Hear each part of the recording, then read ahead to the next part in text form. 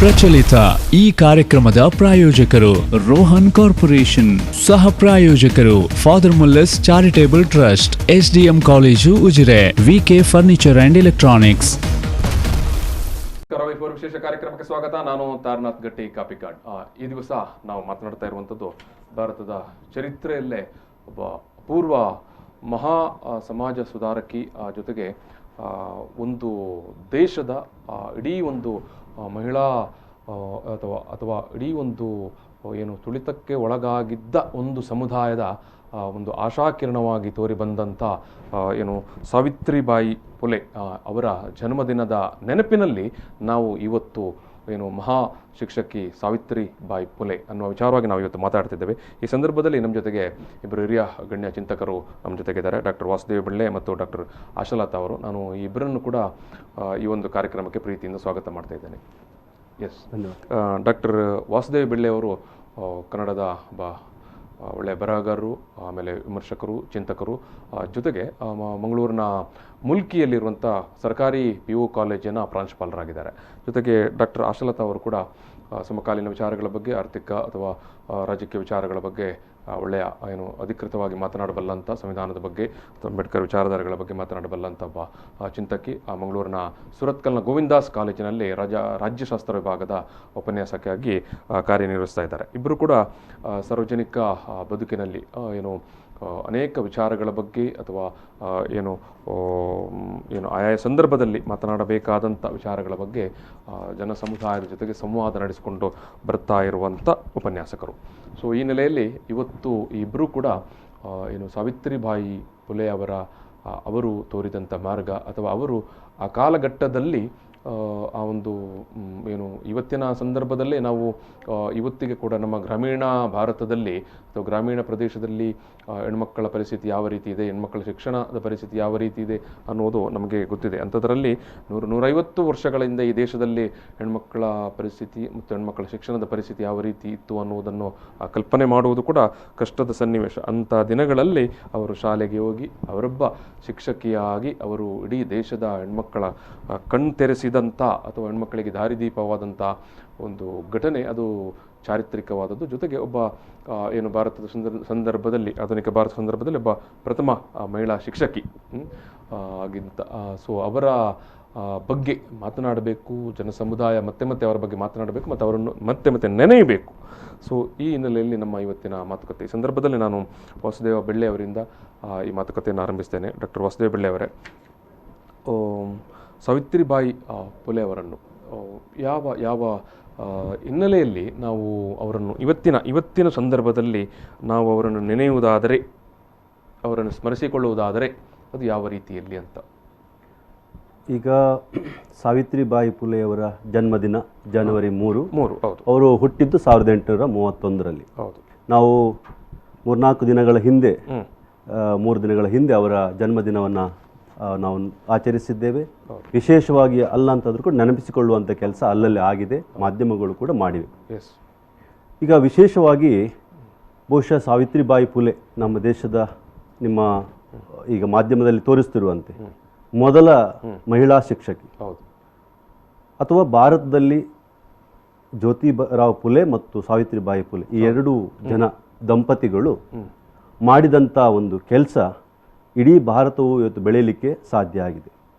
ಹಾಗಂತೇಳಿ ಇಡೀ ಭಾರತಕ್ಕೆ ಒಂದು ದಾರಿದೀಪವಾಗಿರುವ ಒಂದು ಹೊಸ ರೀತಿಯ ಒಂದು ಸಮಾಜ ಸುಧಾರಣೆಯ ಮೂಲ ಬೀಜವನ್ನು ಬಿತ್ತಿದಂಥ ಇಬ್ಬರು ವ್ಯಕ್ತಿಗಳು. ಆ ಬೀಜ, ಆ ಸುಧಾರಣೆ, ಸಮಾಜ ಸುಧಾರಣೆಯ, ಸಾಂಸ್ಕೃತಿಕ ಬದಲಾವಣೆಯ, ಮಹಿಳಾ ಬದುಕಿನ ಪರಿವರ್ತನೆಯ ಚಳುವಳಿಯ ಮೊದಲ 2 ವ್ಯಕ್ತಿಗಳು ಅಂದರೆ ಜ್ಯೋತಿರಾವ್ ಫುಲೆ ಮತ್ತು ಅವರ ಪತ್ನಿ ಸಾವಿತ್ರಿಬಾಯಿ ಫುಲೆ. ಸಾವಿತ್ರಿಬಾಯಿ ಫುಲೆಯನ್ನು ನೆನೆಯುವಾಗ ಜ್ಯೋತಿಬಾ ಫುಲೆ ಅವರು ನೆನೆಯುತ್ತೇವೆ. ಯಾಕೆಂದರೆ ಅವರಿಬ್ಬರೂ ಕೂಡ ಒಂದು ಆದರ್ಶ ದಂಪತಿಗಳಾಗಿ, ಆದರ್ಶ ಸತಿ ಪತ್ನಿಯರಾಗಿ ಪರಸ್ಪರ ಒಬ್ಬರನ್ನು ಅರ್ಥ ಮಾಡಿಕೊಂಡು ಈ ಸಮಾಜ ಸುಧಾರಣೆಯ ಕೆಲಸವನ್ನು, ಸಮಾಜ ಪರಿವರ್ತನೆ ಕೆಲಸವನ್ನು, ವಿಶೇಷವಾಗಿ ಶೋಷಿತ ಮಹಿಳೆಯರ, ದೀನದಲಿತರ ಕಷ್ಟಕ್ಕೆ, ಆರ್ಥಿಕವಾಗಿ, ಸಾಮಾಜಿಕವಾಗಿ ತುಳಿತಕ್ಕೆ ಮತ್ತು ಅವಗಣನೆಗೆ ಒಳಗಾದ ಜನರ ಕೆಲಸವನ್ನು ಮಾಡಿ ಭಾರತದ ಒಂದು ಸಾಮಾಜಿಕ ವಿಚಾರಧಾರೆಯನ್ನು ಪರಿವರ್ತಿಸಿದಂಥ, ಸಾಮಾಜಿಕ ವಿಚಾರಧಾರೆಗೆ ಒಂದು ಹೊಸ ರೂಪವನ್ನು ಕೊಟ್ಟಂಥ ಇಬ್ಬರು ವ್ಯಕ್ತಿಗಳು. ಅದರಲ್ಲಿ ನಾವು ಸಾವಿತ್ರಿಬಾಯಿ ಫುಲೆಯನ್ನು ಯಾಕೆ ನೆನಪು ಮಾಡಬೇಕಂತಂದರೆ, ಭಾರತೀಯ ಸಮಾಜ ವ್ಯವಸ್ಥೆ ಪಿತೃಪ್ರಧಾನವಾದ ಸಮಾಜ ವ್ಯವಸ್ಥೆ, ಶ್ರೇಣೀಕೃತ ಸಮಾಜ ವ್ಯವಸ್ಥೆ. ಇದರಲ್ಲಿ ಮಹಿಳೆ 150 ವರ್ಷಗಳ ಹಿಂದೆ, 150ಕ್ಕಿಂತಲೂ ಹಿಂದಿನ ಕಾಲಘಟ್ಟದಲ್ಲಿ, ಅಂದರೆ ನಾವು 19ನೇ ಶತಮಾನದ ಮಧ್ಯಭಾಗಕ್ಕಿಂತಲೂ ಆ ಹೊತ್ತಲ್ಲಿ ಈ ಮಹಿಳೆ ತೋರಿದಂಥ ದಿಟ್ಟತನ, ಈ ಮಹಿಳೆ ತೋರಿದಂಥ ಒಂದು ಜ್ಞಾನದಾಹ, ಈ ಮಹಿಳೆಯಲ್ಲಿದ್ದಂಥ ಒಂದು ದೃಷ್ಟಿಕೋನ, ಒಂದು ದೂರದೃಷ್ಟಿತ್ವ ಬಹುಶಃ ಇವತ್ತು ಭಾರತವನ್ನು ಕಟ್ಟಿದೆ ಅಂತ ನಾನು ಹೇಳ್ತೀನಿ. ಇವತ್ತು ಮಹಿಳಾ ಬೆಳವಣಿಗೆಯಲ್ಲಿ ಬಹಳಷ್ಟು ಸಮಸ್ಯೆಗಳಿರ್ಬೋದು. ಈಗ ನೀವು ಹೇಳಿದಾಗೆ ಗ್ರಾಮೀಣ ಪ್ರದೇಶದಲ್ಲಿ ಮಹಿಳೆಯರ ಶಿಕ್ಷಣದ ಕೊರತೆ ಇನ್ನೂ ಕೂಡ ಇರುವಂಥದ್ದು ಹೌದು. ಆದರೂ ಕೂಡ ಹೆಣ್ಣು ಕಲಿಯಬಹುದು, ಹೆಣ್ಣು ಆಡಳಿತ ಮಾಡ್ಬೋದು, ಹೆಣ್ಣು ಮನೆಯನ್ನು ನಡೆಸ್ಬೋದು, ಹೆಣ್ಣು ಪ್ರಾಧ್ಯಾಪಕಿ ಆಗ್ಬೋದು, ರಾಜಕಾರಣಿ ಆಗ್ಬೋದು, ದೇಶವನ್ನು ನಡೆಸ್ಬೋದು ಅನ್ನುವಂಥ ಒಂದು ಕಲ್ಪನೆ ಇಲ್ಲದಂಥ ಕಾಲದಲ್ಲಿ, ಕಾಲದಲ್ಲಿ ಅಂಥದ್ದೊಂದು ಕಲ್ಪಿಸಿಕೊಳ್ಳಿಕ್ಕೆ ಭಾರತದ ಸನ್ನಿವೇಶದಲ್ಲಿ ಸಾಧ್ಯ ಇಲ್ಲದಂಥ ಒಂದು ಹೊತ್ತಿನಲ್ಲಿ ಇದು ಸಾಧ್ಯ, ಇದನ್ನು ಮಾಡ್ಬೋದು ಮಹಿಳೆಯಾಗಿ ಅನ್ನುವುದನ್ನು ತೋರಿಸಿಕೊಟ್ಟಂಥ ಒಂದು ಮಹಾನಾಯಕಿಯವರು. ಅದಕ್ಕೆ ಅವರ ಗಂಡ ಕೊಟ್ಟಂಥ ಸಪೋರ್ಟ್ ಇದೆಯಲ್ಲ ಅಥವಾ ಪ್ರೋತ್ಸಾಹ ಇದೆಯಲ್ಲ, ಅದು ಅವಿಸ್ಮರಣೀಯವಾದದ್ದು.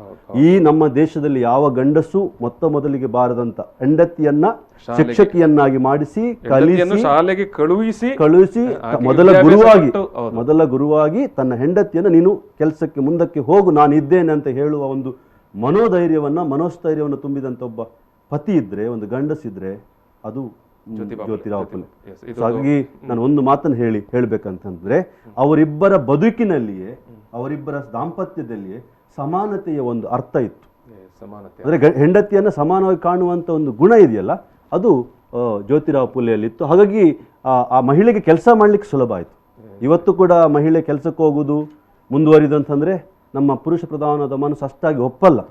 ಹಾಗೆ 150 ವರ್ಷಗಳ ಹಿಂದೆ ಕಲ್ಪಿಸಿಕೊಳ್ಳೋಣ ನಾವು ಯಾವ ತರ ಇದ್ದಿರ್ಬೋದು.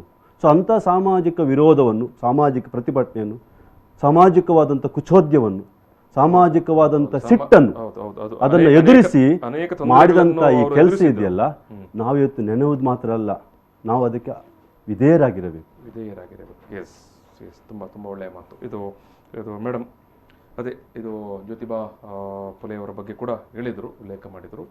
ಎಸ್, ಸಾವಿತ್ರಿಬಾಯಿ ಫುಲೆಯವರನ್ನು ನಾವು ಇವತ್ತಿನ ಈ ಸಂದರ್ಭದಲ್ಲಿ ನೆನಪಿಸಿಕೊಳ್ಳುವುದಾದರೆ ಯಾವ ರೀತಿಯಲ್ಲಿ? ನಾನು ಸರ್ ಹೇಳಿದಂಥ ಮಾತುಗಳನ್ನು ಸಂಪೂರ್ಣವಾಗಿ ಒಪ್ಪಿಕೊಳ್ಳುತ್ತಾ ಅದಕ್ಕೆ ಪೂರಕವಾಗಿ ಕೆಲವು ಅಂಶಗಳನ್ನು ನಾನು ಹೇಳಲಿಕ್ಕೆ ಇಷ್ಟಪಡ್ತಾ ಇದ್ದೀನಿ.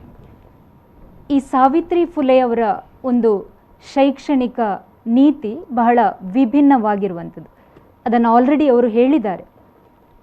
ಸಂವಿಧಾನ ಇಲ್ಲ, ಈ ದೇಶಕ್ಕೆ ಸ್ವಾತಂತ್ರ್ಯವೇ ಸಿಕ್ಕಿರಲಿಲ್ಲ ಅಂತ ಒಂದು ಸ್ವಾತಂತ್ರ್ಯ ಪೂರ್ವ, ಸಂವಿಧಾನ ಪೂರ್ವ ರಾಷ್ಟ್ರದಲ್ಲಿ ಮಹಿಳಾ ಸ್ವಾತಂತ್ರ್ಯ ಅಥವಾ ಶಿಕ್ಷಣ ನಿರಾಕರಣೆಯಾಗಿರುವಂಥ ಆ ಒಂದು ಸಂದರ್ಭದಲ್ಲಿ ಅದರ ವಿರುದ್ಧ ಒಂದು ಶಾಂತಿಯುತವಾದ ಪ್ರತಿಭಟನೆಯನ್ನು ನಡೆಸಿ ಆ ಶಿಕ್ಷಣವನ್ನು ಪಡೆದು ಈ ಮಹಿಳಾ ಸಮುದಾಯಗಳು ಅಥವಾ ಯಾರಿಗೆ ಶಿಕ್ಷಣ ನಿರಾಕರಣೆಯಾಗಿತ್ತ ಅಂಥ ಸಮುದಾಯಗಳು ಆ ಶಿಕ್ಷಣವನ್ನು ಪಡೆಯುವಲ್ಲಿ ವಿಶೇಷ ಒಂದು ಪಾತ್ರ ವಹಿಸಿದಂಥ ಒಂದು ಶಿಕ್ಷಕಿಯಾಗಿ ನನಗೆ ಸಾವಿತ್ರಿಬಾ ಫುಲೆ ಅವರು ಕಾಣ್ತಾರೆ.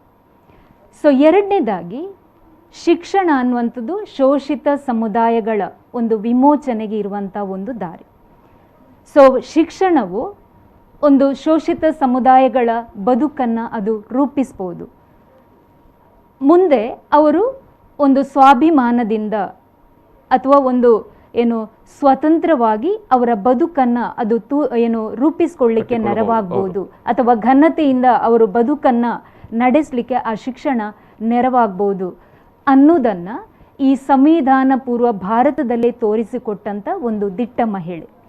ಸೊ ಹಾಗಾಗಿ ಅವರ ಶೈಕ್ಷಣಿಕ ನೀತಿಗಳೇನು ಅವೆಲ್ಲವುಗಳನ್ನು ನಾವು ಮತ್ತೆ ಮತ್ತೆ ಓದುವ ಮೂಲಕ, ಅವುಗಳನ್ನು ತಿಳಿದುಕೊಳ್ಳುವ ಮೂಲಕ ಈಗಿನ ಒಂದು ಶೈಕ್ಷಣಿಕ ವ್ಯವಸ್ಥೆಯಲ್ಲಿ ಆ ಚಿಂತನೆಗಳನ್ನು ಅಳವಡಿಸಿಕೊಳ್ಳುವ ಮೂಲಕ ನಾವು ಸಾವಿತ್ರಿಬಾ ಫುಲೆ ಅಥವಾ ಜ್ಯೋತಿಬಾ ಫುಲೆ ಅವರ ಒಂದು ಆಚರಣೆಗಳನ್ನು ನಾವು ಮಾಡಬೇಕು ಅಂತ ನಾನು ಹೇಳ್ತೇನೆ.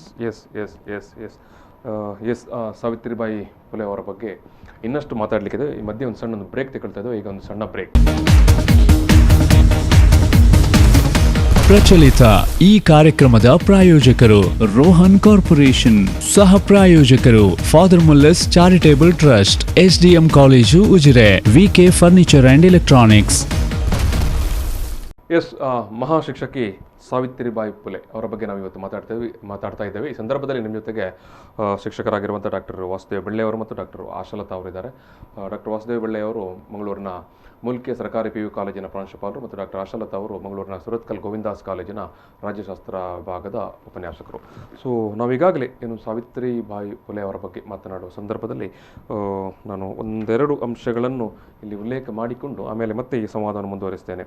ಯಾಕಂತ ಹೇಳಿದ್ರೆ ಆವತ್ತಿನ ಕಾಲಘಟ್ಟದಲ್ಲಿ ಸುಮಾರು 100-150 ವರ್ಷಗಳ ಹಿಂದಿನ ಕಾಲಘಟ್ಟದಲ್ಲಿ ಸಾವಿತ್ರಿಬಾಯಿಯವರು ಅಂದರೆ ಅವರ ಪತಿ, ಯಾಕಂದರೆ ಇಲ್ಲಿ ಇಬ್ಬರು ಮಾತನಾಡುವ ಕೂಡ ಜ್ಯೋತಿಬಾ ಫುಲೆ ಅವರನ್ನು ಉಲ್ಲೇಖ ಮಾಡಿದರು. ಅವರ ಒಂದು ಪ್ರೋತ್ಸಾಹ ಸಹಕಾರದಿಂದ ಅವರು ಮದುವೆಯಾದ ನಂತರ ಶಾಲೆಗೆ ಹೋಗಿ ಆಮೇಲೆ ಒಬ್ಬ ಶಿಕ್ಷಕಿಯಾಗಿ ಆ ನಂತರದ ದಿನಗಳಲ್ಲಿ ಶಿಕ್ಷಕಿಯಾಗಿದ್ದುಕೊಂಡೇ ಅವರು ಅನೇಕ ಸಮಾಜ ಸುಧಾರಣಾ ಕಾರ್ಯಕ್ರಮದಲ್ಲಿ ಮಹಿಳೆಯರ ಬಗ್ಗೆ, ಕಾರ್ಮಿಕರ ಬಗ್ಗೆ, ದಲಿತರ ಬಗ್ಗೆ, ಶೋಷಿತರ ಬಗ್ಗೆ, ಅಲ್ಪಸಂಖ್ಯಾತರ ಬಗ್ಗೆ ತುಂಬ ಕೆಲಸ ಮಾಡ್ತಾರೆ. ಅದರಲ್ಲಿ ಅನೇಕ ಅವರು ಅಲ್ಲಲ್ಲಿ ತಂಡಗಳನ್ನು ಅಥವಾ ಸಂಸ್ಥೆಗಳನ್ನು ಅಥವಾ ಆ ಸ್ವರೂಪದ ಕಟ್ಟಿಕೊಂಡು ಅವರು ತಮ್ಮ ಸಮಾಜ ಸೇವಾ ಕಾರ್ಯಗಳನ್ನು ಮಾಡ್ತಾರೆ. 1852ರಲ್ಲಿ ಮಹಿಳಾ ಸೇವಾ ಮಂಡಳಿ ಅಂತ ಮಾಡ್ತಾರೆ. ಆಮೇಲೆ 1855ರಲ್ಲಿ ರೈತ ಕಾರ್ಮಿಕರಿಗಾಗಿ ರಾತ್ರಿ ಶಾಲೆ ಕಟ್ತಾರೆ. ಆಮೇಲೆ 1863ರಲ್ಲಿ ಒಂದು ಅನಾಥಾಶ್ರಮವನ್ನು ಮಾಡ್ತಾರೆ. ಆಮೇಲೆ 1853ರಲ್ಲಿ ಶಿಶುಹತ್ಯೆಗೆ ನಿಷೇಧಕ್ಕೆ ಸಂಬಂಧಪಟ್ಟ ಹಾಗೆ ಒಂದು ಜಾಗೃತಿ ಮೂಡುವ ಸಲುವಾಗಿ ಒಂದು ಆಶ್ರಮವನ್ನು ಮಾಡ್ತಾರೆ. ಆಮೇಲೆ 1875-77ರ ಅವಧಿಯಲ್ಲಿ ಬಂದಂಥ ಭೀಕರ ಬರಗಾಲದ ಸಂದರ್ಭದಲ್ಲಿ ಆವತ್ತಿನ ಕಾಲಘಟ್ಟದಲ್ಲಿ ಊರಿನ ಜನರಿಗೆ ಒಂದು ಬರಗಾಲ ನಿರ್ವಹಣೆಗಾಗಿ ಆಹಾರ ಕೇಂದ್ರವನ್ನು ಮಾಡ್ತಾರೆ. ಸೊ ಈ ರೀತಿಯಾಗಿ ಮಹಿಳಾ ಸಬಲೀಕರಣ ಇರ್ಬೋದು ಅಥವಾ ದಲಿತರ ಸಮುದಾಯದ ಅಥವಾ ಅಲ್ಪಸಂಖ್ಯಾತರಿಗೆ ಅಥವಾ ಕಾರ್ಮಿಕರಿಗಾಗಿ ಕೆಲಸ ಮಾಡುವ ಇದರಲ್ಲಿ ಅನೇಕ ಕೆಲಸಗಳನ್ನು ಮಾಡ್ತಾರೆ. ತನ್ನ ಬದುಕಿನ ಎಲ್ಲ ಪ್ರತಿ ದಿನಗಳನ್ನು, ಪ್ರತಿ ಕ್ಷಣಗಳನ್ನು ಈ ರೀತಿಯ ಸಮಾಜ ಸುಧಾರಣೆಗಾಗಿ ಇಬ್ಬರು ಕೂಡ ಕೆಲಸ ಮಾಡ್ತಾರೆ. ಸೊ ನಾನು ಸಾವಿತ್ರಿಬಾಯಿ ಫುಲೆ ಅವರ ಬಗ್ಗೆ ಮತ್ತೆ ಮಾತನಾಡುವ ಸಂದರ್ಭದಲ್ಲಿ ಡಾಕ್ಟರ್ ಬೆಳ್ಳೆಯವರೇ, ನಾನು ಈಗಾಗಲೇ ಕೆಲವು ಅಂಶಗಳನ್ನಲ್ಲಿ ಉಲ್ಲೇಖ ಮಾಡಿದೆ. ಅವರು ಮಾಡಿದಂಥ ಸಾಮಾಜಿಕ ಕಾರ್ಯಕ್ರಮಗಳು ಅಥವಾ ಆ ಕಾಲದ ಸುಧಾರಣಾ ಕಾರ್ಯಕ್ರಮಗಳು. ಸೊ ನೀವು ಆಗವಾಗ ಉಲ್ಲೇಖ ಮಾತಾಡೋ ಸಂದರ್ಭದಲ್ಲಿ ಕೂಡ ಬಂತು. ಅವರು ವಿದ್ಯಾಭ್ಯಾಸ ಪಡೆಯುವ ಅಥವಾ ಶಿಕ್ಷಕಿ ಆಗಿ ಸಂದರ್ಭದಲ್ಲಿ ಕೂಡ ಅನೇಕ ಕಷ್ಟಗಳನ್ನೆಲ್ಲ ಎದುರಿಸಿಕೊಂಡು ಬಂದಿರಬಹುದು. ಯಾಕಂತ ಹೇಳಿದ್ರೆ ಅವತ್ತಿನ ಕಾಲದಲ್ಲಿ ಶಿಕ್ಷಣ ಅಥವಾ ಮಹಿಳೆ ಶಿಕ್ಷಣಕ್ಕೆ ಬರುವಂಥದ್ದು ಅಥವಾ ಮಹಿಳೆ ಉದ್ಯೋಗಕ್ಕೆ ಬರುವಂಥದ್ದೆಲ್ಲ ಕಲ್ಪಿಸಿಕೊಳ್ಳಲಾಗದಿದ್ದಂಥ ಸಂದರ್ಭದಲ್ಲಿ ಅಂಥ ಸಂದರ್ಭದಲ್ಲಿ ಇವರು ಸಾರ್ವಜನಿಕ ಬದುಕನ್ನು ಕಟ್ಟಿಕೊಳ್ತಾರಲ್ಲ, ಅದು ಯಾವ ರೀತಿ ಇದ್ದಿರಬಹುದು ಅನ್ನೋದು. ಅದೇ ಈಗ ನಾನು ಹಿಂದೆ ಹೇಳಿದ ಮಾತನ್ನೇ ಸ್ವಲ್ಪ ಮುಂದುವರಿಸ್ತೇನೆ. ಈಗ ಭಾರತದಲ್ಲಿ ಅಂಥ ಕೆಲವು ಮಹಾನ್ ವ್ಯಕ್ತಿಗಳಿದ್ದಾರೆ. ಈಗ ಮಂಗಳೂರಲ್ಲಿ ನಾವು ಕುದ್ಮಲ್ ರಂಗರಾವ್ ನೆನಪಿಸಿಕೊಳ್ಳಲಿಕ್ಕೆ ಸಾಧ್ಯ ಆಗಿದೆ. ಅದೇ ರೀತಿ ಸಮಾನವಾದಂಥ ಕೆಲಸ ಕಾರ್ಯಗಳು. ಈಗ ಭಾರತದ ಈ ಪ್ರಜಾಪ್ರಭುತ್ವ ಅನ್ನುವಂಥದ್ದು ಆಶಾಲತಾ ಹೇಳಿದ ಹಾಗೆ ಅದು ಒಮ್ಮೆಲೆ ಬಂದದ್ದಲ್ಲ. ಆಧುನಿಕ ಕಲ್ಪನೆ ಅನ್ನುವಂಥದ್ದು ಒಮ್ಮೆಲೆ ಬಂದಂಥದ್ದಲ್ಲ. ಅದು ಇವರೆಲ್ಲರ ಹೋರಾಟದ ಕಲ್ಪನೆಯ ಒಂದು ಪರಿಕಲ್ಪನೆಯಾಗಿ ಬಂದಿರುವಂಥದ್ದು. ಹಾಗಂತೇಳಿ ಭಾರತದಲ್ಲಿ ಸಮಾಜ ಸುಧಾರಣೆಯ ಬೇರೆ ಬೇರೆ ಪಂಥಗಳಿದ್ದು, ರಾಜಾರಾಮ್ ಮೋಹನ್ ರಾಯ್ ಇರ್ಬೋದು, ದಯಾನಂದ ಸರಸ್ವತಿ ಇರ್ಬೋದು, ಅವರದ್ದು ಒಂದು ರೀತಿಯ ಪಂಥ ಇತ್ತು. ಆದರೆ ಥಿಯರಿಟಿಕಲ್ ಆಗಿ ಅಥವಾ ಸೈದ್ಧಾಂತಿಕವಾಗಿ ಭಾರತ ಬದಲಾವಣೆಯನ್ನು ಅವುಗಳು ಒಪ್ಕೊಳ್ತಾ ಇದ್ದರೂ ಕೂಡ ಆ ಕಾಲಕ್ಕೆ ಅಂದರೆ 1850ರ ನಂತರದಲ್ಲಿ ಅವುಗಳು ತಳ ಸಮುದಾಯವನ್ನು, ಶೋಷಿತ ಸಮುದಾಯವನ್ನು ಪರಿವರ್ತಿಸುವಂಥ ರೀತಿಯಲ್ಲಿ ಬೆಳೆದಿರಲಿಲ್ಲ. ಆ ಚಿಂತನೆ ಯಾಕೆ ಬೆಳೆದಿರಲಿಲ್ಲ ಅಂತಂದರೆ ಭಾರತೀಯ ಸಮಾಜ ವ್ಯವಸ್ಥೆ ಅತ್ಯಂತ ನಿಯಂತ್ರಿತವಾಗಿತ್ತು ಮತ್ತು ಬದಲಾವಣೆಗೆ ಪ್ರತಿರೋಧವನ್ನು ತೋರಿಸಿದ್ದ ಒಂದು ಸಮಾಜ. ಅನ್ನುವರು ತುಂಬಾ ದೂರದಲ್ಲೇ ಇದ್ದರು. ಮಹಿಳೆಯರಿಗೆ ಹೊರಗೆ ಬರಲಿಕ್ಕೆ ಸಾಧ್ಯ ಆಗ್ತಿರಲಿಲ್ಲ. ಬಹಳ ವಿಶೇಷವಾಗಿ ನಾವು ಗೌರವಿಸಬೇಕು ಅದು ಏಕೆಂತಂದ್ರೆ ಅವರ ಕೆಲಸಗಳು ಎಂಥ ಒಂದು ಸಮರ್ಪಣೆಯ ಕೆಲಸಗಳು ಅಂತಂದ್ರೆ, ವಿಧವೆಯರು ಬಾಲ್ಯ ವಿವಾಹ ಪದ್ಧತಿ ಇತ್ತು ಅವಾಗ. ಮಹಿಳೆಗೆ ತೊಟ್ಟಿಲಲ್ಲೇ ಮದುವೆ ಮಾಡುವಂತ ಒಂದು ಪದ್ಧತಿ ಇತ್ತು. ಅವಳು ಬೆಳೆಯುವಾಗ ಹದಿಹರೆಯಕ್ಕೆ ಬರುವಾಗ ಗಂಡಂದಿರು ಸಾಯ್ತಾ ಇದ್ರು. ಎಷ್ಟೋ ಸಂದರ್ಭದಲ್ಲಿ ಮದುವೆ ಆಗದ ಮಹಿಳೆಯರು ಮತ್ತು ಮದುವೆಯಾಗಿ ವಿಧವೆಯಾದ ಮಹಿಳೆಯರು ಅಕ್ರಮ ಸಂತಾನಗಳಿಂದಾಗಿ ಪರಿತಪಿಸ್ತಾ ಇದ್ರು. ಸೊ ಇಂಥ ಕಾರಣಗಳನ್ನಿಟ್ಕೊಂಡು ಆ ಮಹಿಳೆಯರಿಗೆ ಮತ್ತು ಅಂಥ ಅನಾಥ ಮಕ್ಕಳಿಗೆ ಶಾಲೆಯನ್ನು ತೆರೆಯುವಂಥ ಕಲ್ಪನೆಯನ್ನು ಸಾವಿತ್ರಿಬಾಯಿ ಫುಲೆ ಮಾಡ್ತಾರೆ. ಮತ್ತು ಅದಕ್ಕೆ ಅವರ ಪತಿಯಾದಂಥ ಜ್ಯೋತಿರಾವ್ ಫುಲೆ ಅವರು ಮಾಡ್ತಾರೆ. ಎಲ್ಲ ರೀತಿಯ ಸಹಕಾರವಾಗಿ ನಿಲ್ತಾರೆ. ಎಲ್ಲ ರೀತಿಯ ಈ ಕಲ್ಪನೆ ಇದೆ. ಅಂದರೆ ಭಾರತವನ್ನು ಪರಿವರ್ತಿಸುವ ಒಂದು ಆಲೋಚನಾ ಕ್ರಮ ಅತ್ಯಂತ ತಳಮಟ್ಟದಿಂದ, ಅತ್ಯಂತ ನೋವಿನಿಂದ ಕೂಡಿದ ಜನರ ನೆಲೆಯಿಂದ ಶುರುವಾಗುವಂಥ ಒಂದು ಚಿಂತನೆ ಇದೆಯಲ್ಲ, ಈ ದಂಪತಿಗಳಿಂದ ಶುರುವಾಗ್ತದೆ. ಹಾಗಾಗಿ ನಾವು ಅವ್ರನ್ನ ಯಾಕೆ ನೆನಪಿಸ್ಕೊಳ್ಬೇಕು ಅಂತಂತಂದರೆ, ಈ ಎಲ್ಲ ಶೋಷಿತ ಸಮುದಾಯಗಳ ಒಂದು ಪರಿವರ್ತನೆ ಶಿಕ್ಷಣದಿಂದ ಸಾಧ್ಯ ಅಂತ ಡಾಕ್ಟರ್ ಪ್ರಾಶಲತ್ ಅದನ್ನು ಪ್ರಸ್ತಾಪ ಮಾಡಿದ್ರು. ಶಿಕ್ಷಣದಿಂದ ಸಾಧ್ಯ. ಬೇಕಾದ್ರೆ ಸಮಾಜವನ್ನು ಕಟ್ಟಬೇಕು, ಸಮಾಜವನ್ನು ಕಟ್ಟಬೇಕು. ಶಿಕ್ಷಣದಿಂದ ಅವರಿಗೆ ಒಂದು ರೀತಿಯ ಪರಿವರ್ತನೆ, ಒಂದು ರೀತಿಯ ವಿಮೋಚನೆ, ಒಂದು ರೀತಿ ಹೊರಗೆ ಬರಲಿಕ್ಕೆ ಒಂದು ದಾರಿ ಸಿಗ್ತದೆ. ಅವರು ತಮ್ಮ ಬದುಕನ್ನು ಕಟ್ಟಿಕೊಳ್ಳಬಹುದು, ಅವರು ತಮ್ಮ ಕಷ್ಟಗಳನ್ನು ಅರ್ಥ ಮಾಡಿಕೊಳ್ಳುವಂಥ ಜ್ಞಾನವನ್ನು ಸಂಪಾದಿಸ್ಬೋದು. ಸೊ ಅದರಿಂದಾಗಿ ಅವ್ರ ಮೇಲೆ ಬರಲಿಕ್ಕೆ ಸಾಧ್ಯ ಅನ್ನುವಂಥ ಒಂದು ನೆಲೆ. ಹಾಗಾಗಿ ನೀವು ಗಮನಿಸಿ, ಸಾವಿತ್ರಿಬಾಯಿ ಫುಲೆ ಇರ್ಬೋದು, ಜ್ಯೋತಿರಾವ್ ಫುಲೆ ಇರ್ಬೋದು, ಕುದ್ಮಲ್ ರಂಗರಾಯರ್ ಇರ್ಬೋದು, ಅಥವಾ ಪೆರಿಯಾರ್ ಇರ್ಬೋದು, ಅಂಥವರೆಲ್ಲ ಏನು ಮಾಡಿದ್ರು ಅಂದರೆ ಶಾಲೆಗಳನ್ನು ಶುರು ಮಾಡ್ತಾರೆ. ಶಾಲೆಗಳಿಗೆಯಿಂದ ಹೊರಗಿದ್ದಂಥ ಜನರನ್ನು ತಂದು ಅಲ್ಲಿ ಸೇರಿಸುವಂಥ ಕೆಲಸ ಮಾಡ್ತಾರೆ. ಅವರನ್ನು ಆ ಕಾರಣಕ್ಕಾಗಿ ಮನವೊಲಿಸುವ ಕೆಲಸವನ್ನು ಮಾಡ್ತಾರೆ. ಶಿಕ್ಷಣವೇ ನಮ್ಮ ಜ್ಞಾನವೇ, ಜ್ಞಾನದ ಕಾರಣಕ್ಕಾಗಿ ಭಾರತೀಯ ಸಮಾಜದಲ್ಲಿ ಇಂಥ ವರ್ಗಗಳಿಗೆ ಶತಮಾನಗಳಿಂದ ಶಿಕ್ಷಣದಿಂದ ಪ್ರವೇಶ ಇರಲಿಲ್ಲ. ಹಾಗಾಗಿ ಅವರು ಶೋಷಿತರಾಗಿದ್ದರು. ತಮ್ಮ ಕಷ್ಟಗಳಿಗೆ ಏನು ಕಾರಣ ಅಂತ ಅವ್ರಿಗೆ ಗೊತ್ತಿರಲಿಲ್ಲ. ಬದುಕಿಗೆ ಒಂದು ಸ್ವಾವಲಂಬನೆಯ ಒಂದು ಉದ್ಯೋಗ ಮಾಡಲಿಕ್ಕೆ ಸಾಧ್ಯ ಆಗ್ತಿರಲಿಲ್ಲ. ಸಾಮಾಜಿಕ ಗೌರವ, ರೆಸ್ಪೆಕ್ಟ್ ಅಂತ ನಾವು ಹೇಳ್ತೀವಿ, ಒಂದು ಸ್ವಾಭಿಮಾನದ ಬದುಕು ಸಾಧ್ಯ ಆಗ್ತಿಲ್ಲ. ಹಾಗಾಗಿ ಆ ರೀತಿಯ ಒಂದು ಪ್ಲಾಟ್ಫಾರ್ಮ್ ಅನ್ನು ಕಟ್ಟಲಿಕ್ಕೆ ಅಂಥದ್ದೊಂದು ಚಿಂತನೆಯನ್ನ ರೂಪಿಸಲಿಕ್ಕೆ ಕಾರಣ ಈ ವ್ಯಕ್ತಿಗಳು ಮಾಡ್ತಾರೆ. ಹಾಗಾಗಿ ನೋಡಿ, ಗಮನಿಸಬೇಕಾದ್ದು ಒಂದು ಮಾತನ್ನು ನಾನು ಪ್ರಸ್ತಾಪ ಮಾಡ್ತೀನಿ. ಅವರು ಸುಮಾರು 10-15 ಶಾಲೆಗಳನ್ನು ಸ್ಥಾಪನೆ ಮಾಡ್ತಾರಲ್ಲ. ಅವರು 1848ರಲ್ಲಿ ಅಹಮದ್ನಗರ ಪುಣೆಯಲ್ಲಿ ಶಾಲೆಯನ್ನು ಶುರು ಮಾಡಿದ ನಂತರ ಅವರು ಬೇರೆ ಬೇರೆ ರೀತಿಯ ರೈತರ ಮಕ್ಕಳಿಗೆ ಶಾಲೆ ಶುರು ಮಾಡ್ತಾರೆ, ಅನಾಥ ಮಕ್ಕಳಿಗೆ, ಮತ್ತು ವಿಶೇಷವಾಗಿ ಬಾಲ ವಿಧವೆಯರಿಗೆ ಮನೆಯನ್ನ ನಿರ್ಮಾಣ ಮಾಡಿಕೊಡ್ತಾರೆ. ಸೊ ಇದು ಅವರ ಸಾಮಾಜಿಕ ಪರಿವರ್ತನೆಯ ಒಂದು ನೆಲೆಗಟ್ಟು. ಸೊ ಇಂಥ ನೆಲೆಗಟ್ಟಿಂದಲೇ ನಮ್ಮ ಆಧುನಿಕ ಕಾಲದ ಸಂವಿಧಾನದ ಚಿಂತನೆಗಳು, ಮೇಡಮ್ ಹೇಳಿದ ಹಾಗೆ ಸಮಾಜ ಪರಿವರ್ತನೆಯ ಚಿಂತನೆಗಳ ಮೂಲ ಬೇರುಗಳು ಇಲ್ಲಿವೆ. ಇದನ್ನ ಈ ವ್ಯಕ್ತಿಗಳು ಮಾಡದೆ ಹೋಗಿದ್ದರೆ ಭಾರತದ ಸಂವಿಧಾನದ ಸ್ವರೂಪದ ಒಂದು ಕಲ್ಪನೆ ನಾವಿವತ್ತು ಕಾಣ್ಲಿಕ್ಕೆ ಸಾಧ್ಯ ಆಗ್ತಿರಲಿಲ್ಲ. ನಾವಿವತ್ತು ಅಂಬೇಡ್ಕರ್ ನೆನಪಿಸ್ಕೊಳ್ತೇವೆ. ಅಂಬೇಡ್ಕರ್ ಗುರುಗಳು, ಅಂಬೇಡ್ಕರ್ ಮಾರ್ಗದರ್ಶಕ ಆಗಿದ್ದಂಥವರೇ ಈ ರೀತಿಯ ವ್ಯಕ್ತಿಗಳು. ಅದನ್ನ ನಾವು ಗಮನದಲ್ಲಿಟ್ಟುಕೊಳ್ಬೇಕಾಗುತ್ತೆ. ನಾವು ಅಂಬೇಡ್ಕರ್ ಅವರನ್ನು ನೆನೆಯುವಾಗ, ಭಾರತ ಸಂವಿಧಾನವನ್ನು ನೆನೆಯುವಾಗ ನೀವು ಹೇಳಿದಾಗೆ ಜ್ಯೋತಿಬಾ ಫುಲೆ ಅವರನ್ನು ಮರೆಯುವಾಗಿಲ್ಲ. ಮೇಡಮ್, ಈಗ ಜ್ಯೋತಿಬಾ ಸಾವಿತ್ರಿಬಾಯಿ ಫುಲೆ ಅವರು ಶಿಕ್ಷಕಿಯಾಗಿ ಮಾಡಿದಂಥ ಕೆಲಸ ಕಾರ್ಯಗಳು, ಅಥವಾ ಅವರ ಶಿಕ್ಷಣದ ಕಲ್ಪನೆಗಳು, ಅಥವಾ ಅವರ ಶಿಕ್ಷಣದ ಒಂದು ಆದರ್ಶಗಳು, ಅಥವಾ ಅವರ ಶಿಕ್ಷಣದ ನೀತಿಗಳು, ಈ ಹಿನ್ನೆಲೆಯಲ್ಲಿ ನೀವು ಸಾವಿತ್ರಿಬಾಯಿ ಫುಲೆ ಅವರನ್ನು ಯಾವ ರೀತಿ ಹೇಳಲಿಕ್ಕೆ ಇಷ್ಟಪಡ್ತೀರಿ?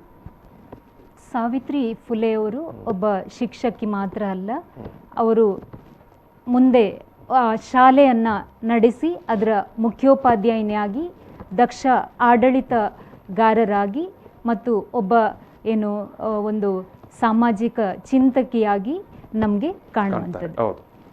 ಸೊ ಈ ಸಾವಿತ್ರಿ ಫುಲೆಯವರ ಈ ಶೈಕ್ಷಣಿಕ ನೀತಿಗಳ ಬಗ್ಗೆ ನಾವು ಹೇಳೋದಾದರೆ, ಇವತ್ತು ಹೊಸ ರಾಷ್ಟ್ರೀಯ ಶಿಕ್ಷಣ ನೀತಿ ಬಂದಿದೆ.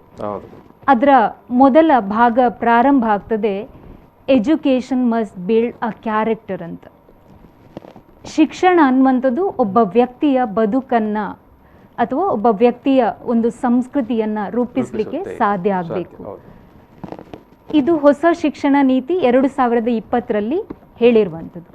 ಆದರೆ ಸಾವಿತ್ರಿ ಫುಲೆ ಅವರು ಆ ಒಂದು 1801 ಆ ಸಂದರ್ಭ ಏನಿದೆ ಅದರಲ್ಲಿ ತಾನು ಕಲಿಯುವಾಗ, ಮುಂದೆ ಕಲಿಸುವಾಗ, ಅಂದರೆ ಈ ಒಂದು ಟೀಚಿಂಗ್ ಲರ್ನಿಂಗ್ ಪ್ರೋಸೆಸ್ ಏನಿದೆ ಅವೆಲ್ಲವುಗಳಲ್ಲಿ ಈ ಅಂಶಗಳನ್ನು ತನ್ನ ಬದುಕಿನ ಭಾಗವಾಗಿ ರೂಪಿಸ್ಕೊಂಡು ಬಂದರು. ಆ ಹಿನ್ನೆಲೆಯಲ್ಲಿ ಎಲ್ಲ ಸಮುದಾಯಗಳ, ಅದರಲ್ಲಿ ಮುಖ್ಯವಾಗಿ ತುಳಿತಕ್ಕೊಳಗಾದ ಸಮುದಾಯಗಳನ್ನು ಈ ಒಂದು ಶೈಕ್ಷಣಿಕ ಪ್ರೋಸೆಸ್ಸಲ್ಲಿ ಭಾಗವಹಿಸುವಂತೆ ಮಾಡೋದು ಮತ್ತು ಅವರ ಬದುಕಿಗೆ ಪೂರಕವಾಗಿರುವಂಥ ಶಿಕ್ಷಣವನ್ನು ನೀಡುವಂಥದ್ದು, ಇದು ಅವರ ಮುಖ್ಯ ಒಂದು ಎಜೆಂಡಾ ಆಗಿರುವಂಥದ್ದು. ಸೊ ಹಾಗಾಗಿ ನಾವು ಸಾವಿತ್ರಿ ಫುಲೆ ಅಥವಾ ಜ್ಯೋತಿಬಾ ಫುಲೆ ಅವರ ಒಂದು ಶೈಕ್ಷಣಿಕ ನೀತಿ ಅನ್ನುವಂಥದ್ದು, ನಾನು ಇತ್ತೀಚೆಗೆ ಹೊಸ ರಾಷ್ಟ್ರೀಯ ಶಿಕ್ಷಣ ನೀತಿಯ ಬಗ್ಗೆ ಕೂಡ ಹಲವಾರು ಸಮಾರಂಭಗಳಲ್ಲಿ ಭಾಗವಹಿಸ್ತಾ ಇರುವಾಗ ಎಲ್ಲೋ ಒಂದು ಕಡೆ ನನಗೆ ಇವತ್ತಿನ ಶೈಕ್ಷಣಿಕ ನೀತಿಯನ್ನು ಅವತ್ತೇ ಸಾವಿತ್ರಿ ಫುಲೆ ಅವರು ಹೇಳಿದಾರಲ್ವಾ ಅನ್ನುವ ಒಂದು ವಿಚಾರಗಳು ನನ್ನ ಮನಸ್ಸಿಗೆ ಬರ್ತಾ ಇತ್ತು. ನಾನು ಆಲ್ರೆಡಿ ಹೇಳಿದಂಥ ಮಾತು, ಒಬ್ಬ ವ್ಯಕ್ತಿಯ ಬದುಕನ್ನು ರೂಪಿಸುವಂಥ ಶಿಕ್ಷಣ ದೊರಕಬೇಕು. ಹಾಗಾಗಿ ಶಿಕ್ಷಣ ಅನ್ನುವಂಥದ್ದು ಇನ್ಕ್ಲೂಸಿವ್ ಆಗಿರಬೇಕು. ಈ ಶಿಕ್ಷಣದಿಂದ ಯಾರೂ ಕೂಡ ಹೊರಗುಳಿಬಾರದು. ಸೊ ಅದು ಸಾವಿತ್ರಿ ಫುಲೆ ಅವರ ಚಿಂತನೆ ಮತ್ತು ಸಮಾನ ಶಿಕ್ಷಣವನ್ನ ನೀಡುವಂಥದ್ದು, ಬಹಳ ಟ್ರಾನ್ಸ್ಪರೆಂಟ್ ಆದ ಶಿಕ್ಷಣವನ್ನ ಎಲ್ಲರಿಗೂ ನೀಡುವಂಥದ್ದು. ನಮ್ಮ ಹಳೆಯ ಶಿಕ್ಷಣ ನೀತಿ ಕೂಡ ಇದನ್ನೇ ಪ್ರಧಾನವಾಗಿ ಹೇಳಿತ್ತು, ಎಲ್ಲರಿಗೂ ಶಿಕ್ಷಣ, ಎಲ್ಲರ ಪ್ರವೇಶ, ಎಲ್ಲರಿಗೆ ಪ್ರವೇಶ. 86ರ ಶಿಕ್ಷಣ ನೀತಿ ಕೂಡ ಬಹುಮುಖ್ಯವಾಗಿ ಹೇಳುವಂಥದ್ದು ಒಂದು ಈಕ್ವಾಲಿಟಿ, ಅದು ಎಲ್ಲರಿಗೂ ಇನ್ಕ್ಲೂಸಿವ್. ಹೌದು. ಸೊ ಹಾಗಾಗಿ ಅವರು ಈ ಏನು ಶೈಕ್ಷಣಿಕ ಸಂಸ್ಥೆಗಳನ್ನ ಸ್ಥಾಪನೆ ಮಾಡುವಾಗ ಅನೇಕ ಸವಾಲುಗಳನ್ನ ಎದುರಿಸ್ತಾ ಹೋಗ್ತಾರೆ. ಶಾಲೆಗೆ ಹೋಗುವಾಗ ಅವರ ಮೇಲೆ ಸೆಗಣಿಯನ್ನ ಎರಚುವಂತ ಸಂದರ್ಭ, ಟೊಮೆಟೊ ಅಥವಾ ಕಷ್ಟದ ಸನ್ನಿವೇಶ ಇರಬಹುದು ನೋಡಿ, ಸೊ ಅಂತ ಮಣ್ಣನ್ನ ಎರಚುವಂತ ಸಂದರ್ಭ, ಇದೆಲ್ಲವನ್ನ ಅವರು ಎದುರಿಸ್ತಾ ಹೋದ್ರು. ಅದನ್ನ ಎದುರಿಸುವುದು ಮಾತ್ರ ಅಲ್ಲ, ಎಲ್ಲೋ ಒಂದು ಕಡೆ ಅವರಿಗೆ ಸೆಗಣಿ ಅವರ ಮೇಲೆ ಬಿದ್ದಾಗ ಅಥವಾ ಟೊಮೆಟೊ ಅವರ ಮೇಲೆ ಬಿದ್ದಾಗ ಅದನ್ನು ಅವರು ಒಂದು ಹೂವನ್ನು ಹೇಗೆ ನಾವು ಸ್ವೀಕರಿಸ್ತೇವೆ ಅಂದರೆ, ಎಸ್ಪೆಷಲಿ ಒಂದು ಹುಡುಗಿಯರು ಒಂದು ಹೂವನ್ನು ಯಾವ ರೀತಿ ಇಷ್ಟಪಡ್ತಾರ ಆ ರೀತಿಯಲ್ಲಿ ಅವರು ಅದನ್ನ ಸ್ವೀಕರಿಸ್ತಾ ಇದ್ರು. ಅಂದ್ರೆ ಒಂದು ಒಂದು ಪಾಸಿಟಿವ್ ಆದ ಆಲೋಚನೆಯಲ್ಲಿ ಹೌದೌದು. ಸೊ ಹಾಗಾಗಿ ಒಂದು ದಿನ ನಿಮ್ಗೆ ಈ ಶಿಕ್ಷಣದ ಒಂದು ಮಹತ್ವ ನಿಮ್ಮ ಬದುಕಲ್ಲಿ ಅದು ನಿಮ್ಗೆ ನೆನಪಿಗೆ ಬರ್ಬೋದು ಅನ್ನೋದನ್ನ ಅವರು ಆ ಸಂದರ್ಭದಲ್ಲಿ ನೆನಪಿಸ್ತಾ ಅವರದಕ್ಕೆ ಯಾವತ್ತೂ ಕೂಡ ಒಂದು ಏನು ಬಹಳ ಉಗ್ರವಾದ ಹೋರಾಟವನ್ನ ನಡೆಸಲಿಲ್ಲ.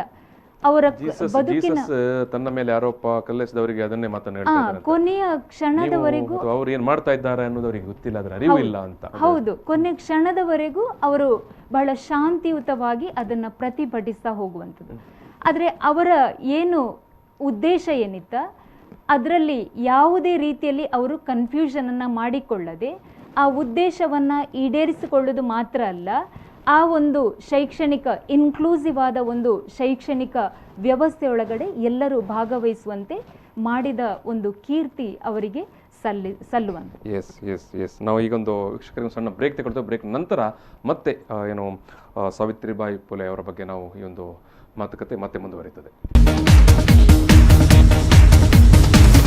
ಪ್ರಚಲಿತ ಈ ಕಾರ್ಯಕ್ರಮದ ಪ್ರಾಯೋಜಕರು ರೋಹನ್ ಕಾರ್ಪೊರೇಷನ್, ಸಹ ಪ್ರಾಯೋಜಕರು father Muller's charitable trust, SDM college Ujire, VK furniture and electronics.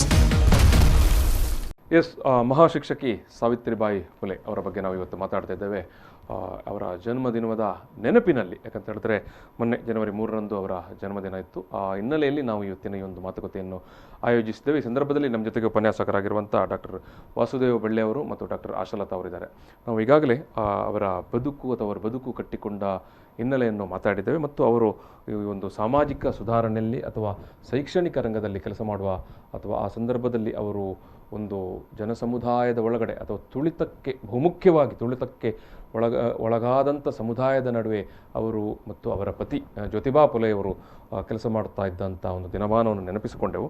ನಾನು ಮತ್ತೆ ಈ ಒಂದು ಸಂವಾದವನ್ನು ಮುಂದುವರಿಸುವ ಸಂದರ್ಭದಲ್ಲಿ ಇದು ಡಾಕ್ಟರ್ ಬೆಳ್ಳೆ ಅವರೇ, ಅವತ್ತಿನ ಕಾಲಘಟ್ಟ, ಅವತ್ತಿನ ಒಂದು ಸಂದರ್ಭ, ಅವತ್ತು ಏನು ಇನ್ನೂ ಕೂಡ ಶಿಕ್ಷಣ ಅನ್ನುವುದು ಅದು ಜನಮಾನಸದ ನಡುವೆ ಅದು ವ್ಯಾಪಕವಾಗಿ ಬೆಳೆದೇ ಇರಲಿಲ್ಲ.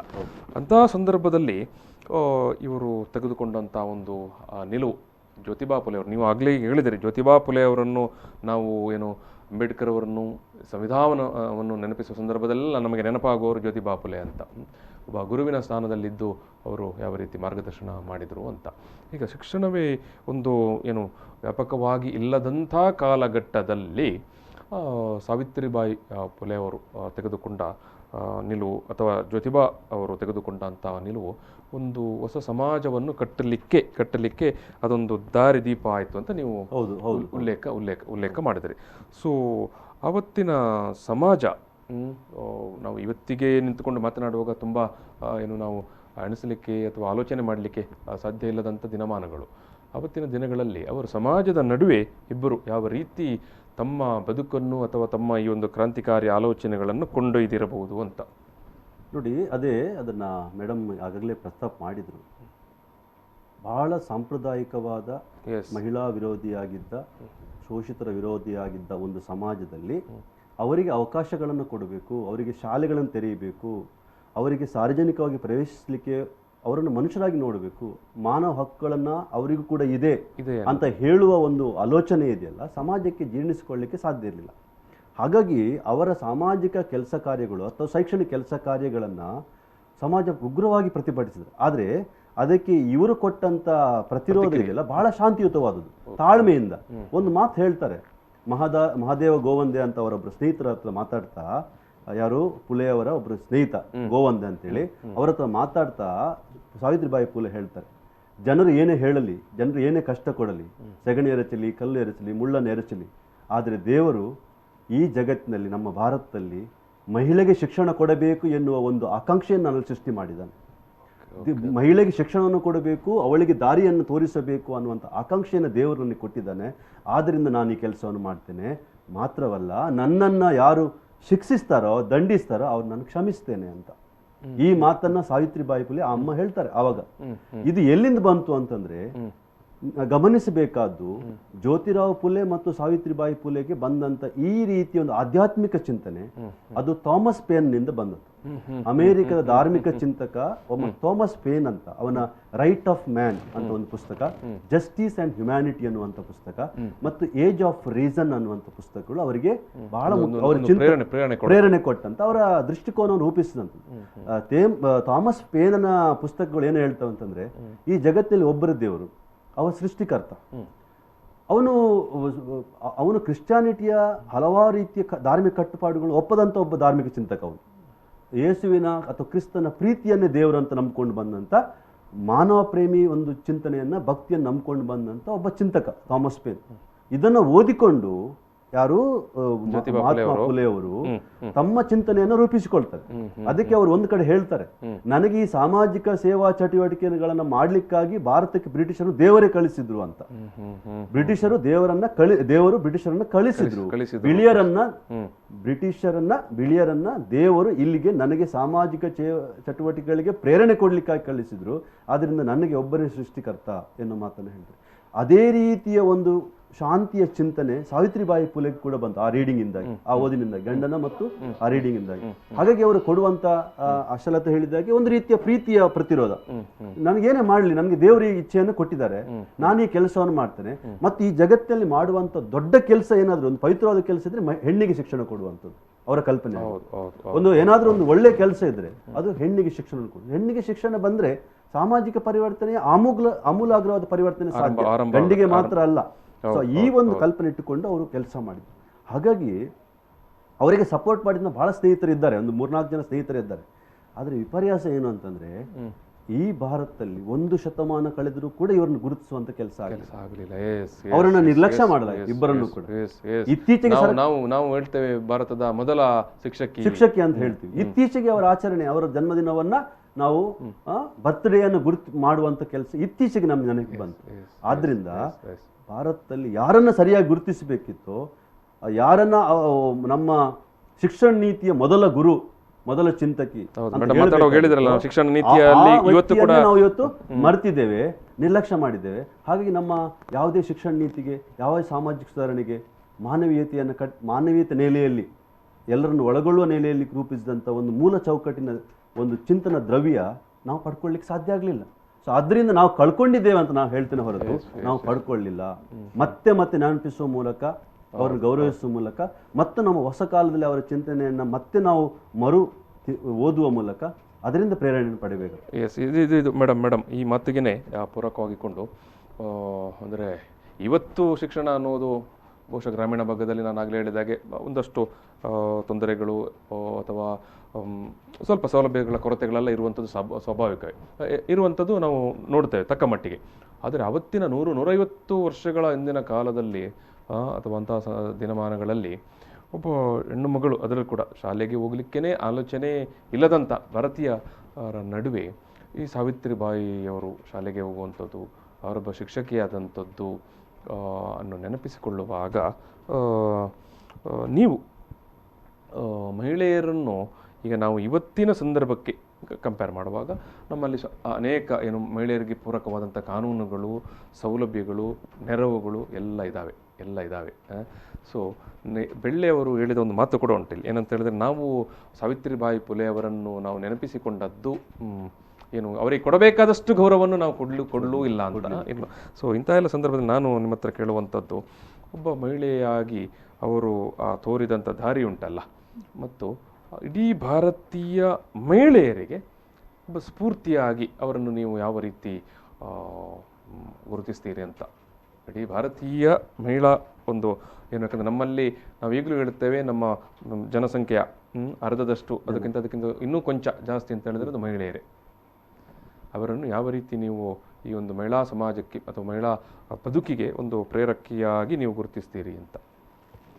ಸಾವಿತ್ರಿ ಫುಲೆ ಅವರು ಇದ್ದಂಥ ಒಂದು ಕಾಲಘಟ್ಟ ಏನಿದೆ ಅದು ಸಂಪೂರ್ಣವಾಗಿ ಈ ಶ್ರೇಣೀಕೃತ ವ್ಯವಸ್ಥೆಯೊಳಗಿದ್ದಂಥ ಒಂದು ಕಾಲ. ಆ ಶ್ರೇಣೀಕೃತ ವ್ಯವಸ್ಥೆಯೊಳಗಡೆ ಇವಾಗಲೇ ಸರ್ ಹೇಳಿದ್ರು, ಬಾಲ್ಯ ವಿವಾಹ ಪದ್ಧತಿ ಅದರ ಭಾಗ ಆಗಿತ್ತು, ಸತಿ ಸಹಗಮನ ಪದ್ಧತಿ ಅದರ ಭಾಗವಾಗಿತ್ತು. ಇವೆಲ್ಲವುಗಳು ಭಾಗವಾಗಿರುವಂಥ ಆ ಒಂದು ಸಂದರ್ಭ. ಇವತ್ತು ನಮ್ಮಲ್ಲಿ ಸಂವಿಧಾನ ಇದೆ, ಸಂವಿಧಾನದಲ್ಲಿ ಕಾನೂನು ಸೌಲಭ್ಯಗಳಿದ್ದಾವೆ. ಆದರೂ ಕೂಡ ಹೆಣ್ಣು ಮಕ್ಕಳು ಇವತ್ತು ಕೂಡ ಈ ಶಿಕ್ಷಣದ ಒಂದು ಏನು ಪ್ರಕ್ರಿಯೆ ಇದೆ ಅದರಿಂದ ಇನ್ನೂ ಕೂಡ ಹೊರಗುಳಿಯುವಂಥ ಈ ಎರಡು ವಿಭಿನ್ನವಾದ ಒಂದು ಕಾಂಟೆಕ್ಸ್ಟ್ಗಳನ್ನು ಇಟ್ಕೊಂಡು ನಾವು ಎಲ್ಲೋ ಒಂದು ಕಡೆ ಕಂಪ್ಯಾರಿಟಿವ್ ಸ್ಟಡಿ ಮಾಡಿದಾಗ ಇವತ್ತಿಗೂ ಭಾರತ ಸುಮಾರು 70 ವರ್ಷ ಆಯಿತು ನಮ್ಮ ಸಂವಿಧಾನ ಬಂದು. 70 ವರ್ಷ ಆದರೂ ಕೂಡ ಹೆಣ್ಣು ಮಕ್ಕಳು ಈ ಒಂದು ಏನು ಶೈಕ್ಷಣಿಕವಾದ ಪ್ರೋಸೆಸಲ್ಲಿ ಅಂದರೆ ಅದರಲ್ಲೂ ಪ್ರಮುಖವಾಗಿ ಉನ್ನತ ಶಿಕ್ಷಣಕ್ಕೆ ಉನ್ನತ ಶಿಕ್ಷಣವನ್ನು ಪಡೆಯುವಂಥದ್ದು ಸಾಧ್ಯ ಆಗಲಿ. ಆ 800 ಒಂದು ಕಾಲಘಟ್ಟ ಏನಿದೆ ಅಥವಾ ಸರ್ ಉಲ್ಲೇಖಿಸಿದಂತೆ 1848 ಸಂದರ್ಭದಲ್ಲೇ ಒಂದಷ್ಟು ಶಾಲೆಗಳನ್ನು ಸಾವಿತ್ರಿ ಫುಲೆ ಅವರ ನೇತೃತ್ವದಲ್ಲಿ ಸ್ಥಾಪನೆ ಮಾಡೋದು ಮಾತ್ರ ಅಲ್ಲ, ಆ ಒಂದು ಎಲ್ಲ ವಿರೋಧಗಳ ನಡುವೆ ಎಲ್ಲಿವರೆಗೆ ಅಂತ ಹೇಳಿದರೆ ಬ್ರಾಹ್ಮಣ ಸಮುದಾಯದ ಮಹಿಳೆಯರಿಗೂ ಕೂಡ ನಿರಾಕರಣೆಯಾಗಿರುವಂಥ ಶಿಕ್ಷಣ. ಶಿಕ್ಷಣ ಅನ್ನುವಂಥದ್ದು ಕೇವಲ ಮೇಲ್ವರ್ಗ ಏನಿದೆ ಅಂತ ಸಮುದಾಯಗಳಿಗೆ ಮಾತ್ರ ಪುರುಷರಿಗೆ ಅಂತ ಒಂದು ಸಂದರ್ಭದಲ್ಲಿ ಒಂದಷ್ಟು ಶಾಲೆಗಳನ್ನು ಸೇರಿಸುವುದು, ಶಾಲೆಗಳನ್ನು ಸ್ಥಾಪನೆ ಮಾಡೋದು ಮಾತ್ರ ಅಲ್ಲ, ಆ ಶಾಲೆಗಳಿಗೆ ವಿದ್ಯಾರ್ಥಿಗಳು ಬರ್ತಾ ಇರುವಾಗ ಆ ವಿದ್ಯಾರ್ಥಿಗಳ ಮನೆಗೆ ಹೋಗಿ ಆ ಮನೆಯಲ್ಲಿ ಅವರ ಪೋಷಕರನ್ನು ಹೋಗಿ ತಡೆಯುವಂಥದ್ದು. ಸೊ ಸಾವಿತ್ರಿ ಫುಲೆ ಅವರ ಮನೆಯಲ್ಲೂ ಕೂಡ ಸ್ವತಃ ಅವರ ತಂದೆ ತಾಯಿಯನ್ನು ಅಥವಾ ಅವರ ಮಾವ ಅಥವಾ ಅತ್ತೆ ಏನಿದೆ ಅವರಿಂದೆಲ್ಲ ಅವರಿಗೆ ಬಹಿಷ್ಕಾರವನ್ನು ಹಾಕಿಸುವಂಥದ್ದು. ಇವೆಲ್ಲವುಗಳ ನಡುವೆ ಅವರು ಈ ಒಂದು ಶೈಕ್ಷಣಿಕ ಸಂಸ್ಥೆಗಳನ್ನು ನಿರ್ವಹಣೆ ಮಾಡಿದಂಥ ರೀತಿ ಮತ್ತು ಅವೆಲ್ಲವುಗಳ ನಡುವೆ ಅಂದರೆ ಯಾವುದೇ ಒಂದು ಟೆನ್ಷನ್ಗಳಿಗೆ ಅವರು ಬಲಿಯಾಗದೆ ಬಹಳ ಸ್ವತಂತ್ರವಾಗಿ ಒಂದು ಆಲೋಚನೆ ಮಾಡಿದ ರೀತಿ ಮತ್ತು ಆ ಆಲೋಚನೆಯ ಮೂಲಕ ಅವರು ಅಳವಡಿಸಿಕೊಂಡಂಥ ಶೈಕ್ಷಣಿಕ ನೀತಿಗಳು ನನಗೆ ಬಹಳ ಇಂಪಾರ್ಟೆಂಟ್ ಆಗಿರುವಂಥದ್ದು ಮಾತ್ರ ಅಲ್ಲ, ಸೊ ಆ ಶೈಕ್ಷಣಿಕ ನೀತಿಗಳು ಇವತ್ತಿನ ಒಂದು ಸಂದರ್ಭಕ್ಕೂ ಕೂಡ ಬಹಳ ಪ್ರಸ್ತುತವಾದ ನೀತಿಗಳು. ನಾನು ಆಲ್ರೆಡಿ ಆಗ ಅರ್ಧ ಭಾಗ ನಿಮಗೆ ಹೇಳಿದ್ದೆ. ಶಿಕ್ಷಣ ಅನ್ನುವಂಥದ್ದು ಒಬ್ಬ ವ್ಯಕ್ತಿಯನ್ನು ಒಂದು ರೆಸ್ಪಾನ್ಸಿಬಲ್ ಸಿಟಿಸನ್ ಆಗಿ ರೂಪಿಸಬೇಕು, ಅವನ ಬದುಕನ್ನು ರೂಪಿಸಬೇಕು, ಅವನಿಗೆ ಒಂದು ಘನತೆಯಿಂದ ಬದುಕುವಂಥ ಅವಕಾಶಗಳನ್ನು ಕೊಡಬೇಕು ಅಂತ ಈಗಿನ ಹೊಸ ಶಿಕ್ಷಣ ನೀತಿ ಹೇಳ್ತದೆ. ಅದರ ಜೊತೆಗೆ ಅದು ಒಬ್ಬ ವ್ಯಕ್ತಿಯನ್ನ ಒಂದು ರ್ಯಾಷನಲ್ ಆಗಿ ಅಂದ್ರೆ ಒಬ್ಬ ಪ್ರೋಗ್ರೆಸಿವ್ ಥಿಂಕರ್ ಆಗಿ ವೈಚಾರಿಕ ನೆಲೆಯಲ್ಲಿ ಅಥವಾ ಅವರಲ್ಲಿ ಒಂದು ಕ್ರಿಟಿಕಲ್ ಥಿಂಕಿಂಗ್ ಏನಿದೆ ಅದನ್ನ ವೈಚಾರಿಕ ಪ್ರಜ್ಞೆಯನ್ನ ಬೆಳೆಸುವಂಥದ್ದು, ಇದೆಲ್ಲವುಗಳನ್ನ ಅವರ ಶೈಕ್ಷಣಿಕ ನೀತಿ ಒಳಗೊಂಡಿರುವಂಥದ್ದು. ಮತ್ತು ಹೆಚ್ಚು ಹೆಚ್ಚು ಹೆಣ್ಣು ಮಕ್ಕಳು ಈ ಒಂದು ಶಾಲೆಗಳಲ್ಲಿ ಅವರು ಸೇರುವಂತಾಗಿರುವುದು ಮತ್ತು ಒಬ್ಬ ದಲಿತ ಸಮುದಾಯದ ಒಬ್ಬ ಶಿಕ್ಷಕಿಯನ್ನ, ಮುಕ್ತಾಬಾಯಿ ಅನ್ನುವಂಥ ಒಬ್ಬ ಶಿಕ್ಷಕಿಯನ್ನ ಕೂಡ ಮೊದಲ ಬಾರಿಗೆ ಸಾವಿತ್ರಿ ಫುಲೆ ಅವರು ಅವರನ್ನು ಶಿಕ್ಷಕಿಯನ್ನಾಗಿ ಮಾಡಿರುವಂಥದ್ದು. ಅವರದೇ ಶಾಲೆಯಲ್ಲಿ ಓದಿ ಆ ಮುಕ್ತಾಬಾಯಿ ಅನ್ನುವಂಥ ದಲಿತ ಹೆಣ್ಣು ಮಗಳು ಶಿಕ್ಷಕಿ ಆಗ್ತಾಳೆ. ಮಾತ್ರ ಅಲ್ಲ, ಮುಸ್ಲಿಂ ಸಮುದಾಯಕ್ಕೆ ಸೇರಿದಂಥ ಫಾತಿಮಾ ಅನ್ನುವ ಒಬ್ಬರು ಮಹಿಳೆ ಕೂಡ ಒಂದು ಮುಸ್ಲಿಂ ಸಮುದಾಯದ ಒಂದು ಶಿಕ್ಷಕಿಯಾಗಿ ಬರುವಂಥದ್ದು. ಸೊ ಇದೆಲ್ಲಕ್ಕೂ ಪ್ರೇರಣೆ ನಮಗೆ ಸಾವಿತ್ರಿ ಫುಲೆ ಮತ್ತು ಜ್ಯೋತಿಬಾ ಫುಲೆ ದಂಪತಿಗಳು ಆಗಿರುವಂಥದ್ದು. ಅಂಥ ಸಂದರ್ಭದಲ್ಲೇ ಒಬ್ಬ ದಲಿತ ಮಹಿಳೆ ಅಥವಾ ಮುಸ್ಲಿಂ ಮಹಿಳೆ ಶಿಕ್ಷಕಿಯಾಗಿದ್ದಾರೆ ಅಂತ ಹೇಳಿದರೆ ಇವತ್ತಿನ ಒಂದು ಡೆಮೋಕ್ರೆಟಿಕ್ ಸ್ಟ್ರಕ್ಚರಲ್ಲಿ ಯಾಕೆ ಮಹಿಳೆಯರಿಗೆ ಏನು ಅವಕಾಶಗಳು ಇನ್ನೂ ನಿರಾಕರಣೆ ಆಗ್ತಾ ಇದೆ. ಯಾಕೆ ಇವತ್ತು ನಾವು ಒಂದು ಈ ಶಾಸನೀಯ ಪ್ರೋಸೆಸ್ ಇರ್ಬೋದು ಅಥವಾ ಕಾರ್ಯಾಂಗದ ಒಂದು ಪ್ರಕ್ರಿಯೆಗಳಿರ್ಬೋದು ಅಥವಾ ಜುಡಿಷಿಯಲ್ ಪ್ರೋಸೆಸ್ ಏನಿದೆ ಅವುಗಳಲ್ಲಿ ಇವತ್ತಿಗೂ ನಮಗೆ ಯಾಕೆ ಒಂದು ಸಮಾನವಾಗಿ ಭಾಗವಹಿಸಲಿಕ್ಕೆ ಸಾಧ್ಯ ಆಗ್ತಾ ಇಲ್ಲ? ಸೊ ಆ ನೆಲೆಯಲ್ಲಿ ನನಗೆ ಸಾವಿತ್ರಿ ಫುಲೆ ಅವರು ಬಹಳ ಇಂಪಾರ್ಟೆಂಟ್ ಆಗ್ತಾರೆ. ಎಸ್ ಎಸ್ ಎಸ್ ಎಸ್ ತುಂಬ ತುಂಬ ಅದ್ಭುತವಾಗಿ ಅವರನ್ನು ನೀವು ಆ ಕಾಲದಿಂದ ಈ ಕಾಲಕ್ಕೆ ತಂದು ನಿಲ್ಲಿಸಿದಿರಿ. ಎಸ್, ನಾವು ಸಂವಾದವನ್ನು ಮುಗಿಸುವಂಥ ಸಂದರ್ಭ ಇದು. ಸೊ ಈ ಸಂದರ್ಭದಲ್ಲಿ ನಾನು ಡಾಕ್ಟರ್ ಬೆಳ್ಳೆ ಅವರಿಗೆ ಮತ್ತು ಆಶಾಲತಾ ಅವರಿಗೆ ಪ್ರೀತಿಯಿಂದ ಧನ್ಯವಾದವನ್ನು ಸಮರ್ಪಣೆ ಮಾಡ್ತಾ ಇದ್ದೇವೆ. ನಮ್ಮ ಸಮಯ ಮುಗಿತಾ ಬಂತು, ಹಾಗಾಗಿ ನಾವು ನೀವು ಹೇಳಿದಾಗೆ ಇನ್ನು ಸಾವಿತ್ರಿಬಾಯಿ ಫುಲೆ ಅವರನ್ನು ಮತ್ತೆ ಮತ್ತೆ ನಾವು ನೆನಪಿಸಬೇಕು. ಅದು ಅತ್ಯಂತ ಅನಿವಾರ್ಯ ಕೂಡ. ಬೆಳ್ಳೆ ಅವರು ಹೇಳಿದೊಂದು ಮಾತು ಉಂಟಲ್ಲ, ಅವರಿಗೆ ನಾವು ಕೊಡಬೇಕಾದಷ್ಟು ಗೌರವವನ್ನು ಅಥವಾ ಅವರ ಬಗ್ಗೆ ಮಾತನಾಡಬೇಕಾದಷ್ಟನ್ನು ಮಾತಾಡಲಿಲ್ಲ ನಮ್ಮ ಸಮಾಜ. ಸೊ ಬಹುಶಃ ಇವತ್ತು ಅಥವಾ ಇತ್ತೀಚಿನ ದಿನಗಳಲ್ಲಿ ನಾವು ಸ್ವಲ್ಪ ಒಂದು ಮಾತನ್ನು ಕೊನೆಯದಾಗಿ ಹೇಳ್ತೇನೆ ಮೇಡಮ್ ಹೇಳಿದ್ದಕ್ಕೆ, ಒಬ್ಬ ವ್ಯಕ್ತಿ ಸಮಾಜವನ್ನು ಕಟ್ಟಬೇಕಾದ್ರೆ ಅದಕ್ಕೆ ಒಂದು ದೃಷ್ಟಿಕೋನವನ್ನು ರೂಪಿಸ್ತಾನೆ. ಆ ದೃಷ್ಟಿಕೋನದಲ್ಲಿ ಎಲ್ಲ ಜನರು ಬಂದರೆ ಮಾತ್ರ ಅದು ಪ್ರೋಗ್ರೆಸಿವ್ ಆಗಿ ಪರಿವರ್ತನೆ ಆಗುತ್ತೆ. ನಮಗೆ ಇವತ್ತು ಶಿಕ್ಷಣ ನೀತಿಗಳು ಮುಖ್ಯ ಅಲ್ಲ, ಶಿಕ್ಷಣ ನೀತಿ ಎಷ್ಟು ಮುಖ್ಯವೋ ಅದನ್ನು ಒಳಗೊಳ್ಳುವ ಒಂದು ದೃಷ್ಟಿಕೋನ, ಒಂದು ಪರಿಕಲ್ಪನೆಯ ಒಂದು ಈ ನೀತಿ ಬಹಳ ಮುಖ್ಯ ಆಗುತ್ತೆ. ಎಲ್ಲರನ್ನ ಒಳಗೊಳ್ಳುತ್ತೆ. ನಾವು ಯಾಕೆ ಫುಲೆ ಮತ್ತು ಸಾವಿತ್ರಿಬಾಯಿ ಫುಲೆ ಅಥವಾ ನಮ್ಮ ಹಿರಿಯ ಈ ಸುಧಾರಣವಾದಿ ಚಳವಳಿಯ ನಾಯಕರನ್ನು ಯಾಕೆ ನೆನಪಿಸ್ಕೊಳ್ತೇವೆ ಅಂತ ಹೇಳಿದ್ರೆ ಅವರ ದಾರಿಗಳು ಹಾಗಿದ್ವು ಅಂತ. ಎಲ್ಲರನ್ನು ಒಳಗೊಳ್ಳುವ ಒಂದು ಇನ್ಕ್ಲೂಸಿವ್ ಆದಂಥ ಒಂದು ಸಮಗ್ರವಾದ ನೆಲೆಗಟ್ಟನ್ನು ರೂಪಿಸುವಂಥ ಒಂದು ಸಾಮಾಜಿಕ ಪರಿವರ್ತನೆಯ ಚಿಂತನೆಯನ್ನು ಅವರು ರೂಪಿಸಿದ್ರು. ಹಾಗಾಗಿ ಅಲ್ಲಿ ಎಲ್ಲರೂ ಭಾರತೀಯರಂತ ಪರಿಗಣಿಸಲ್ಪಡ್ತಾರೆ, ಎಲ್ಲರೂ ನಮ್ಮವರಂತ ಪರಿಗಣಿಸ ಸಮಾನರು. ಉದಾಹರಣೆಗೆ ಜ್ಯೋತಿರಾವ್ ಫುಲೆ ಮತ್ತು ಸಾವಿತ್ರಿಬಾಯಿ ಫುಲೆಯನ್ನ ಶಾಲೆಗಳನ್ನು ಸ್ಥಾಪನೆ ಮಾಡುವ ಕೊಟ್ಟಂಥದ್ದು ಬೇರೆ ಧರ್ಮದವರು ಮನೆಗಳನ್ನು ಕೊಟ್ಟರು, ಬೇರೆ ಅವರ ಸ್ನೇಹಿತರು ಪುಸ್ತಕಗಳನ್ನು ಕೊಟ್ಟರು, ಸ್ನೇಹಿತರು ಹಣಕಾಸು ನೆರವು ಮಾಡಿದ್ರು. ಒಂದ್ ಕಡೆ ಅವ್ರು ಹೇಳ್ತಾರೆ ರಿಪೋರ್ಟ್ನಲ್ಲಿ, ಒಂದು ರಿಪೋರ್ಟ್ ಹೇಳ್ತಾರೆ, ನಮಗೆ ಸಂಬಳ ಕೊಡ್ಲಿಕ್ಕೆ ಸಾಧ್ಯ ಆಗ್ತಿಲ್ಲ ಶಾಲೆಗಳು ನಡೆಸಲಿಕ್ಕೆ, ಹಾಗಾಗಿ ನಾವು ಕಷ್ಟದಲ್ಲಿ ಶಾಲೆ ನಡೆಸ್ತಾ ಇದ್ದೇವೆ ಮತ್ತು ನಾನು ಸಂಬಳ ತಗೊಳ್ಳದೆ ಕೆಲಸ ಮಾಡ್ತೇನೆ ಅನ್ನುವಂಥದ್ದು. 1852ರಲ್ಲಿ ಇವರ ಕೆಲಸಕ್ಕಾಗಿ ಆಗಿನ ಕಾಲದ ಶಿಕ್ಷಣ ಇಲಾಖೆ ಅವರನ್ನ ದಂಪತಿಗಳನ್ನ ಸಾರ್ವಜನಿಕವಾಗಿ ಗೌರವಿಸ್ತಾರೆ, ಅವರ ಕೆಲಸಗಳಿಗಾಗಿ ಉತ್ತಮ ಶಿಕ್ಷಕರು ಅಂತ ಗೌರವಿಸ್ತಾರೆ.